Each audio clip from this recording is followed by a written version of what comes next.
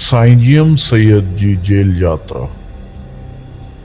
साईं जीएम सैयद खे पहिरियों भेरो 19 नवंबर 1939 ईस्वीअ ते गिरफ़्तार कयो वियो ऐं 9 जनवरी 1940 ईस्वीअ ते आज़ादु थियो। ॿियों भेरो साईं खे 18 जून 1948 ईस्वीअ ते गिरफ़्तार करे 18 अगस्त 1948 ईस्वीअ ते आज़ादु कयो वियो। टियों भेरो 3 नवंबर 1953 ईस्वीअ ते गिरफ़्तार करे 1955 ईस्वी जे मई महीने में आज़ादु कयो वियो। चोथों भेरो 10 अक्टूबर 1958 ईस्वीअ ते गिरफ़्तार करे 1966 ईस्वी जे मार्च महीने में आज़ादु कयो वियो।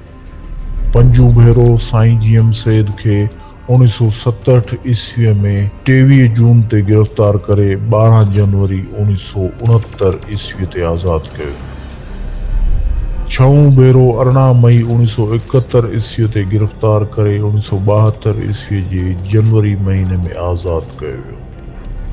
सतों भेरो साईं जीएम सैयद खे 1972 ईस्वी जे अगस्त महीने में गिरफ़्तार कयो वियो ऐं 1973 ईस्वी जे जनवरी महीने में आज़ादु कयो वियो। अठों भेरो साईं जीएम सैयद खे 6 मई 1973 ईस्वी में गिरफ़्तार करे 2 जुलाई 1987 ईस्वी में आज़ादु कयो वियो। नाओं भेरो साईं जीएम सैयद खे 1987 ईस्वी में दिसंबर जे 12 तारीख़ ते गिरफ़्तार कयो वियो ऐं अगस्त 1988 ईस्वी में आज़ादु कयो।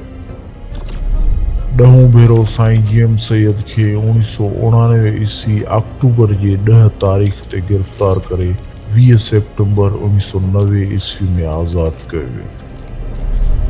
11 भेरो साईं जीएम सैयद खे 12 जनवरी 1992 ईस्वी में गिरफ़्तार कयो वियो।